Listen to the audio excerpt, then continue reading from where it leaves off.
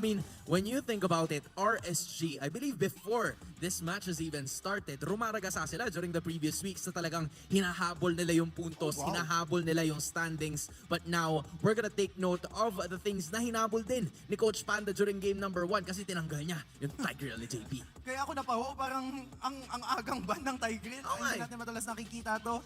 Mathilda, Fovius are still open. So yun yung, I think, possibly ban dito ng TLPH or either RSG Philippines as we enter the draft. Pwede rin naman yung Faramis. Kasi, What's your command? okay. Funny ni Irad. And also yung Faramis na lagi na nakaban versus RSG. Actually, lagi yan yung mga teams galit sa Faramis ni Aqua. Kapag RSG naglalaro, lagi ko nakikita yung icon ni Faramis sa ban side. So, hindi na nakakagulat if iba pa ng TLPH yung Faramis dito on the third spot. Pero if balus din nila, pwede rin namang laruin ni Sanji on the side of TLPH. Now that RSG, sila mismo nagtanggal nung Mathilda. Phobius Faramis, yung magiging choice dito ng TLPH. Might as well bigay mo yung Faramis para lang maban yung Phobius. Oo, parang nabanggit dito ng TLPH.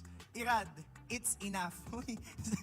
Irad, it's enough kasi enough. Okay, sige. Sige na nga. Ayun na, Fovius ang pwedeng iban dito ng kupunan ng TLPH. And then if gano'n ang maging response dito, either Fovius or Faramis, I'd say, kasi ma-open yun either way for the side of RSG Philippines. So right now, pwedeng kuhaan na lang in a way yung magiging ganap kasi open pa din naman yung Julian, open pa din naman yung Nolan, open pa din yung Hayabusa.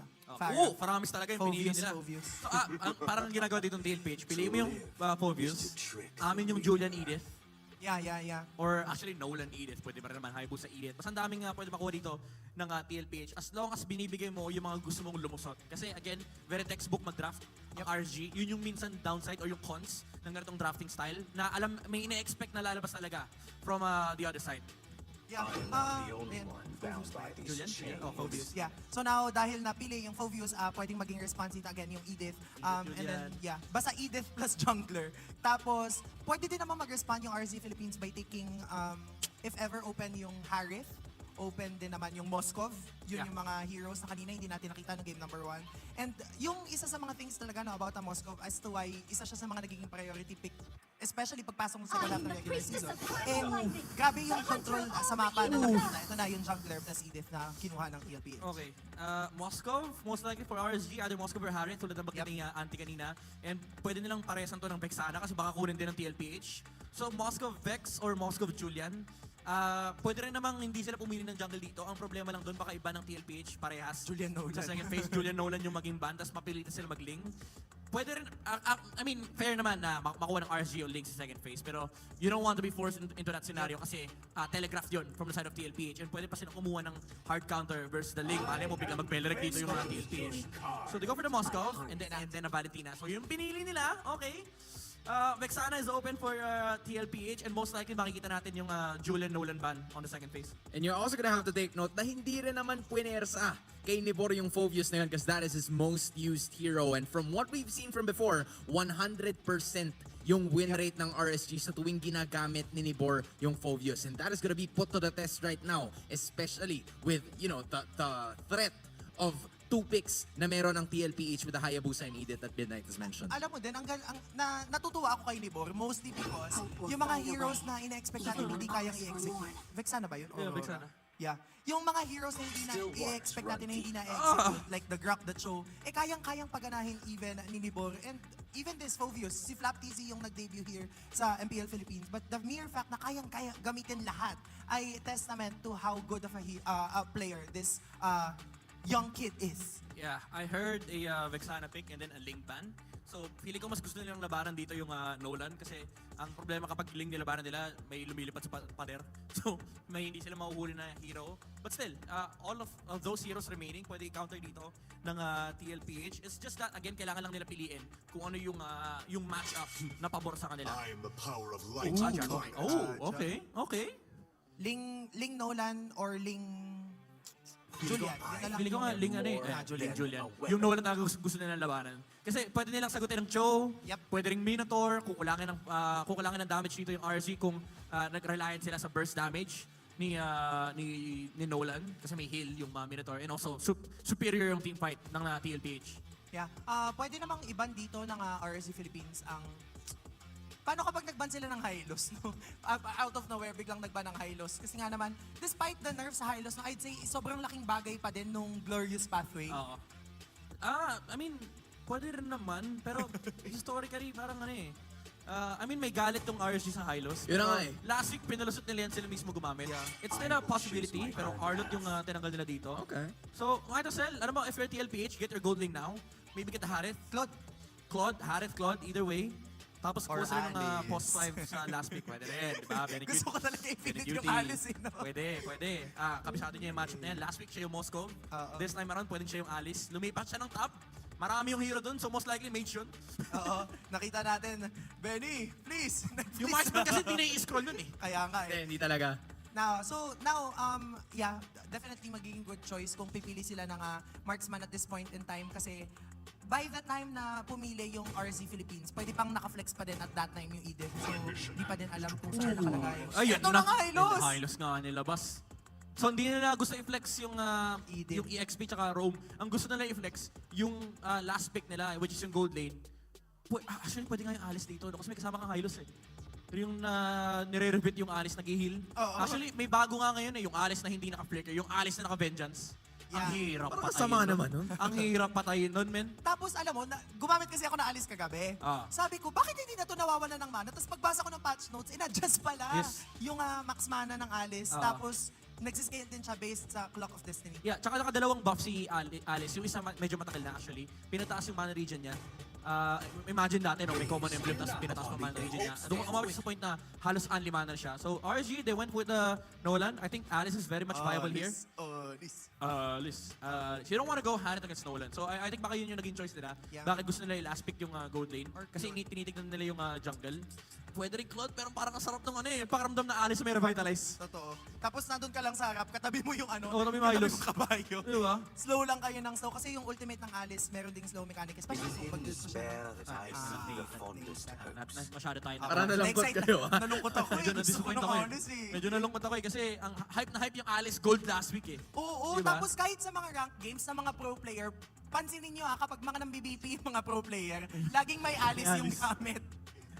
I mean, effective pa rin naman to kasi may protection sila from everything ng pwede iba ng RNG kasi nandiyan pa rin yung Hylos. Yung binabanggit mo kanina na Glorious Pathway. Imagine mo may rumaragas ang kabayo, tapos may alien ka pang kalaban na pag nag-ultimate, kaya niya mang burst ng kahit sino. So it's still very much viable from the side of TLPH. Ang concern ko lang dito is gaano katagal, gaano nila kaya i-hold yung early game Yeah. ng RSG. May e-bike din eh.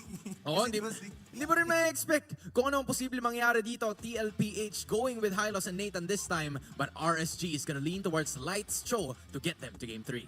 Casters, pasok. Habulanan ng puntos at ng playoff slot. Ang pinagdadamanan ng magkabilang kupunan na ito. Welcome Late to settlement Mobile game Legends. number 2. May extend pa ba itong serye para sa RSG o matutuloy na ang maselyohan ng Team Liquid PH? Napakadami mga words na nabanggit kanina, may mga rumaragasa pa. Tama di ba, rumaragasa? Rumaragasa. Rumaragas ang kabayo para dito sa ating mga teams and probably para dito sa ng RSG, yung mga kailangan nilang pigilan. So, Light again, will use the Cho. By the way, sobrang ganda na naging performance niya kanina. Nakadikit na kasi yan eh. Nung mga panahon pa ng dating-dati, may mga Cho players tayo na pag nabanggit mo yung pangalan ng player na yun, ang una mo may isip Cho. Oo, parang naalala ko, Unravel pa pangalan niya. Long hair pa siya nun eh. Oo nga Naalala mo ba? Oo nga pala, may panahon nga pala na long hair si Light.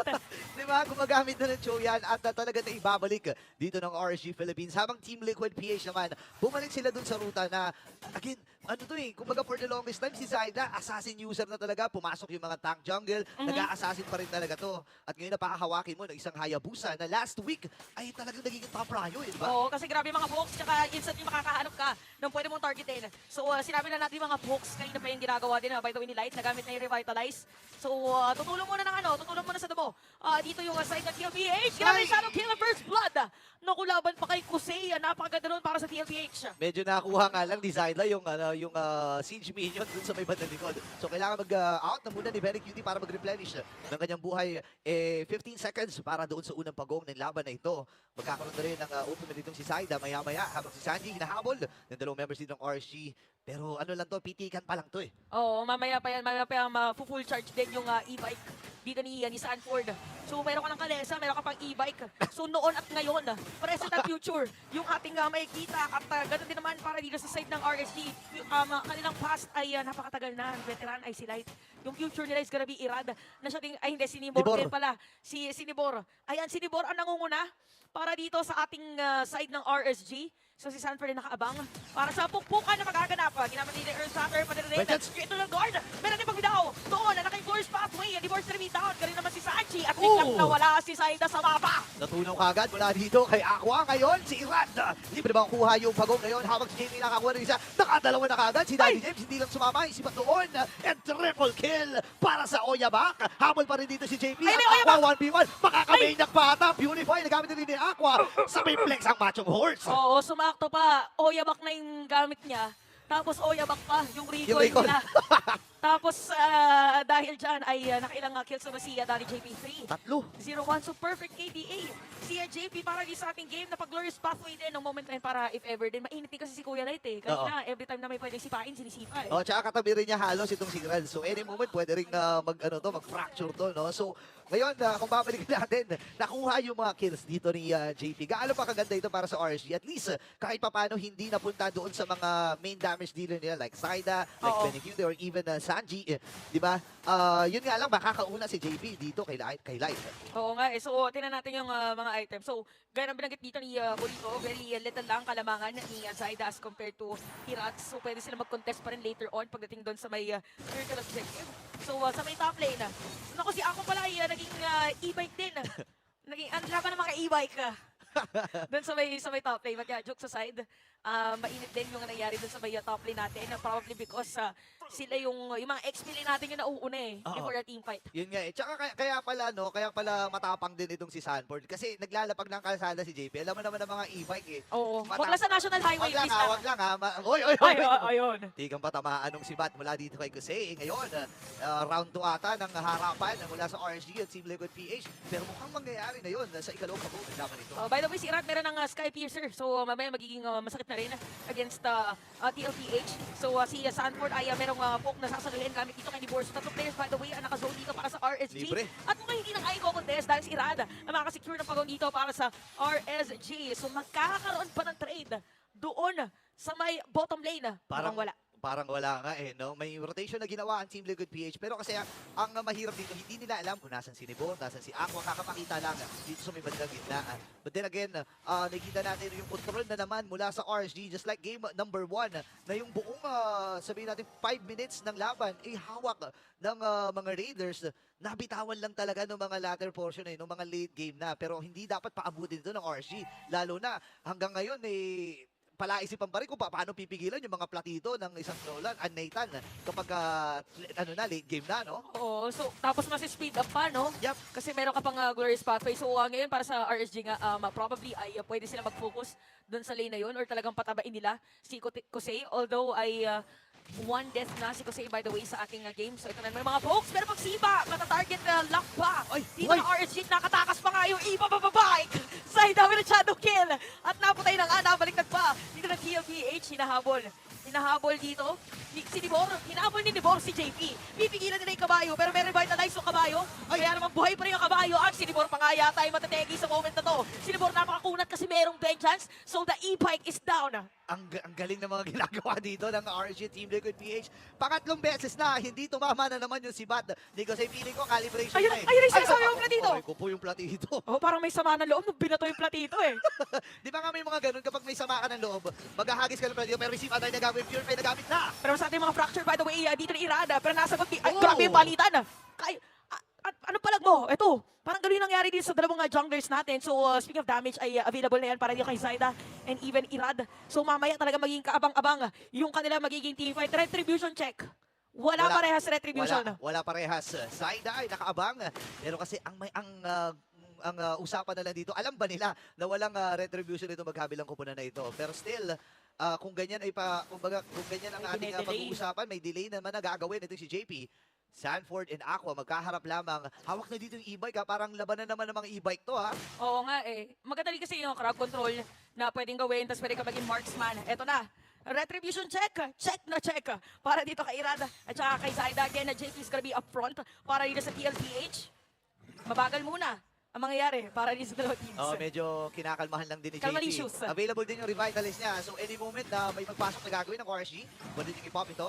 Yun yung kaltok mula dito kay JP. Habang si Libor, naku, nagalit si Libor. Oo, nagalit din dito yung yung side ng TLPH. May sagot sila na Eternal Guard. Zaida. So si Libor, maging target nila. Habang si Sanford, ginamit yung flicker sa may panalikod. Uy! Si Libor ang nandun, pero makukuha pa rin ng RSG Philippines. Dito yung turtle. Habang pasok ni si Jose, Sanford gonna be down. Meron pag free hit. Shadow kill. Pero look at Zaida. Si Zaida yung target nila. At shutdown na para dito kay Jose. May kita double kill. Dalawa na lang. Yun nandito sa side ng TLPH na Daddy. buhay. Daddy JP Uy! sa ilalim ng Tori, still alive and kicking. Napako na talaga ng kabayong ito pero hindi na nila mapipigilan yung pagbulusok, yung pag-raid mula dito sa RSG Philippines. Nakalamang muli 3,000 halos ang gold lead dito ng RSG Philippines. At ito na naman yung nagiging storya. Team Liquid PH ng game number 1. Ganito rin yung nangyari sa kanila. Lugi-lugi sila sa mga team fight. Nalulugi sila sa laning. At ito na naman ang nahahawakan ng RSG Philippines. Ang tanong na lang, sino magiging saving grace dito? May mga setup ba uli silang i-expect? Kasi kung titingnan mo yung lineup ng Team Liquid PH, punong-puno din ang crowd control eh. Oo, kahit nga dito yung hero ni Sanji ay meron din sariling crowd control. So tama yung sinasabi mo dito, no? Pinaka magiging sabihin na nating question for RSG Philippines. Actually, hindi siya question, challenge pala. Is kung paano nila kakapitan tong 3.7k gold lead at kung paano nila itatry na tapusin yung laban. So Irad now has the Malefic Roar para dito sa ating game at nakaabang sila na maigi-igi kung sino ang pwedeng targetin. Yeah, may pag-abang din na gagawin habang si Zaida. Ayun lang, nararamdaman na rin yung mga sibat. Mula dito kay Jose, hindi mapipigilan ito ng Team Liquid PH. Sa bottom lane. Habang sa may bottom lane, may naganap. Off-fab kill, Irad ay nakakuha rin ng kill. Solo kill for the Eradicator to saktong-sakto dahil magkakaroon rin ng Lord para rin sa ating laban. So hindi buhay si Sanford para pumasok at una makapwesto dito yung TLPH. Oy, Wait happy lang. birthday! Ayan na, buhay na buhay din ang ating komunidad kasi merong giveaway. Diyan sa may bandang iba, screenshot nyo lang. Pero si Sanji may imitata. Kaya thank you giveaway na kailangan nila. Sanji's gonna be down. Saka may dito na Aqua. At gagamitin pa nga yung mga pa-free hit, mga pasibata. Dito ko say, pero more disiplina muna ulit. Okay na raw na si Sanji nakuha nila. Napakaganda na noon para simulan. Nila yung Lord na sinisimulan na nga dito ng mga Raiders. Pipilitin ba ang abutin ng Hindi. TLPH dahil hindi na makakaabot pa at maso-zone out pa sila dito ng inang mga players na RSG. Ganda na ginawa ng RSG doon. Right after kumuha ng Lord, nag-rundown sila. Alam kasi nila na kulang. Wala si Sanji na isa rin sa mga malaking nagbibigay ng contribution pagdating sa crowd control. Di ba yung mga Deadly Grasp and yung kanya mga Eternal Guard. Napakalaking tulong talaga. Speaking of tulong, Ayan na. Light, the Kung Fu Master. 37 times ginamit with 59.46% win rate. Second most played hero. Who Frank first. Ayan na. Lahat na sinabi ko na nakasulat dyan ha. Oo, nabasa lahat. Pati yung point-point. Kaya pala kung Master, kung pumasok din, talagang makakasipa. Ay, ayan na! Kung pumasok, napaganda pa fracture dito para sa side ng RSG Philippines. Kumakatok at nagpaparamdam dito sa may top lane yung kanilang Lord. Pero first Lord pa lang naman to ng ating laban pero naubos na borito lahat ng mga second tier turret ng TLPH. Alam mo, nakaka-nervous eh pag pumasok si Light ng ganun eh. Yung pagiging kung pumaster niya, lumalabas talaga eh. Di ba? And any moment kasi pwede siyang sumima, wala siyang flicker dito. But still, ramdam na ramdam natin yung mga crucial sipa mula sa kanya. And speaking of karamdaman, ramdam na rin yung damage ni Jose. Isipin mo, nag-invest pa siya dito into a Rose Gold Rose Major Gold. para lang makasurvive if ever man na may shadow kill siyang masalo. Oo nga eh, pero Rose Gold Meteor Garden pa nagkakaon kapag nandun na yung mga ibang players ng side ng TLPH. Alam nila eh, yung mga ganitong movement, alam ng mga pro player natin na may nakatago doon sa may bush, nag-iingat pa sila, saka kailangan Si sila Light. ng TLPH na makuha dito yung purple buff.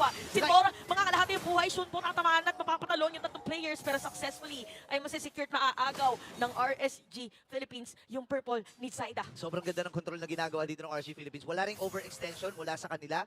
Nung punto na yun, pwede nga tumalon itong si Light dahil nga meron siyang flicker. But still, nirespeto niya yung stun, nirespeto niya yung crowd control mula sa Team Liquid and yung damage din from Benny QT. Kasi again, nakakapondo-pondo na yan.